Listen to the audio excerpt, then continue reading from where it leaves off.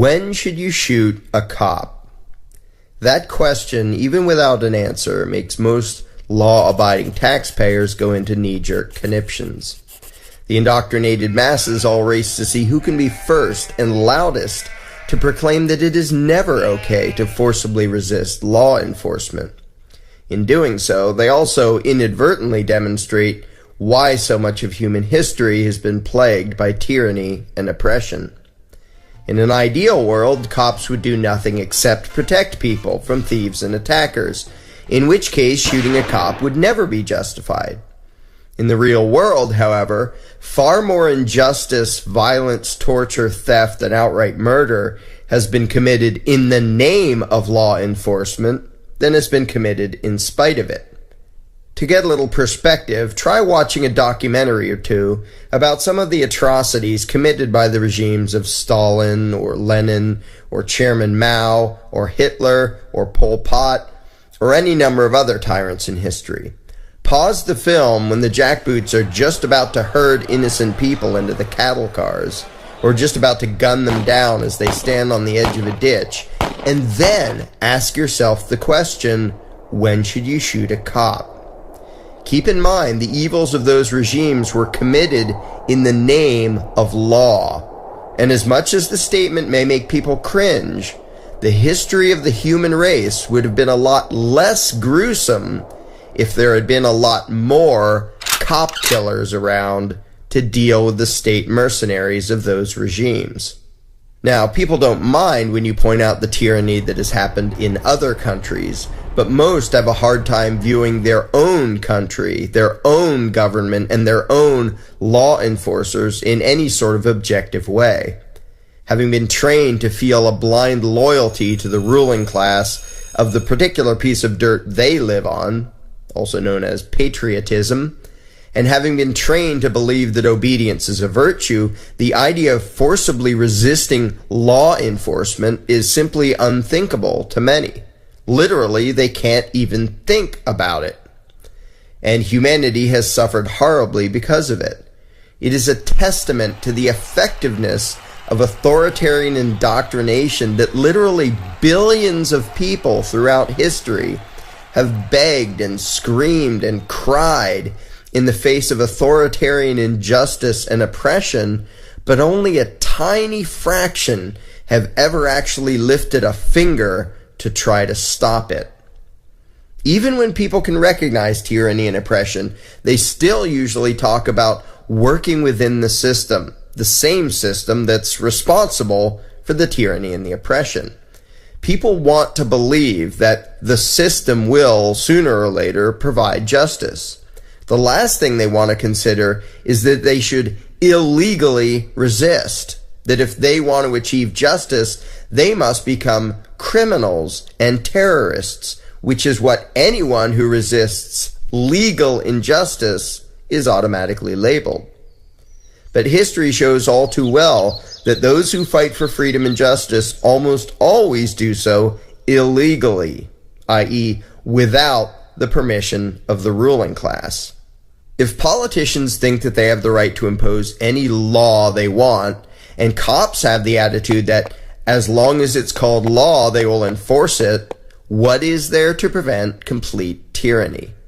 Not the consciences of the lawmakers or their hired thugs, obviously, and not any election or petition to the politicians. When tyrants define what counts as law, then by definition, it is up to the lawbreakers to combat tyranny.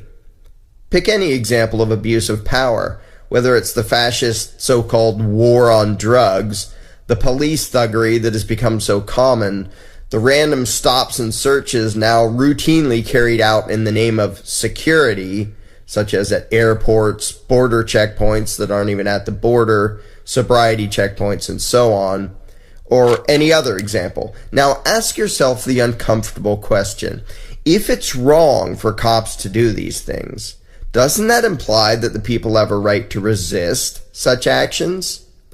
And of course, state mercenaries don't take kindly to being resisted, even non-violently. If you question their right to detain you, interrogate you, search you, invade your home, and so on, you are very likely to be tasered, physically assaulted, kidnapped, put in a cage, or shot. If a cop decides to treat you like livestock, whether he does it legally or not, you will usually have only two options: submit or kill the cop. You can't resist a cop just a little and get away with it. He will always call in more of his fellow gang members until you are subdued or dead. Basic logic dictates that you either have an obligation to let law enforcers have their way with you, or you have the right to stop them from doing so, which will almost always require killing them. Politely asking fascists to not be fascists has a very poor track record throughout history. Consider the recent Indiana Supreme Court ruling, which declared that if a cop tries to illegally enter your home, it's against the law for you to do anything to stop him. Aside from the patent absurdity of it, since it amounts to giving thugs with badges permission to break the law and makes it a crime for you to defend yourself against a criminal, if he has a badge, consider the logical ramifications of that attitude. There were once some words written on a piece of parchment, those words now known as the Fourth Amendment, that said that you have the right to be free from unreasonable searches and seizures at the hands of government agents. In Indiana today, what could that possibly mean? The message from the ruling class is quite clear and utterly insane. It amounts to this: we don't have the right to invade your home without probable cause, but if we do, you have no right to stop us, and we have the right to arrest you if you try. Why not apply that to the rest of the Bill of Rights while we're at it? You have the right to say what you want, but if we use violence to shut you up, you have to let us. I can personally attest to the fact that that is the attitude of the U.S. so-called Department of Justice. Or maybe, you have the right to have guns, but if we try to forcibly and illegally disarm you and you resist, we have the right to kill you. Ask Randy Weaver or the Branch Davidians about that one. You have the right to not testify against yourself, but when we coerce you into confessing and call it a plea agreement, you can't do a thing about it.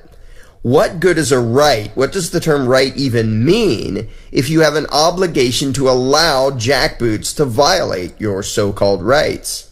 It makes the term absolutely meaningless.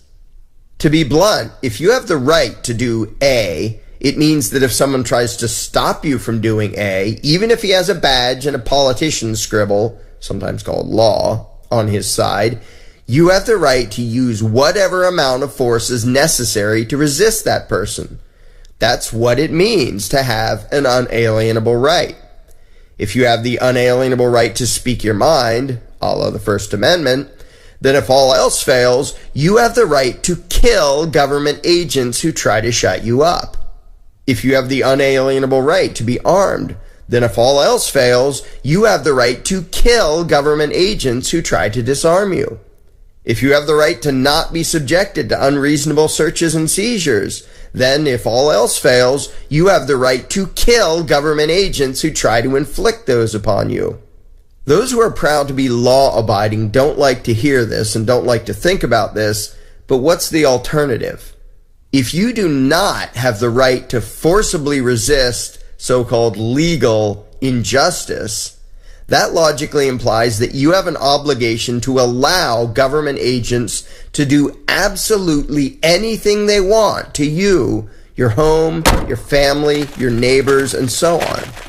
Really, there are only two choices.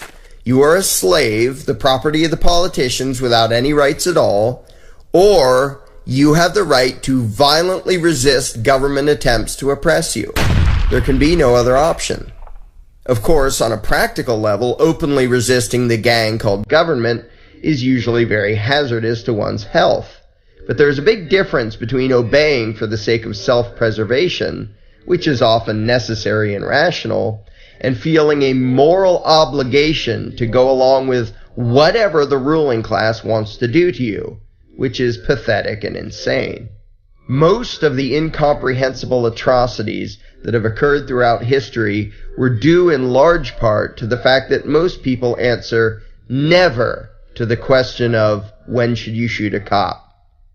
The correct answer is when evil is legal, become a criminal. When oppression is enacted as law, become a lawbreaker. And when those violently victimizing the innocent have badges, become a cop killer. So the next time you hear of a police officer being killed in the line of duty, take a moment to consider the very real possibility that maybe in that case, the law enforcer was the bad guy and the cop killer was the good guy. As it happens, that has been the case more often than not throughout human history.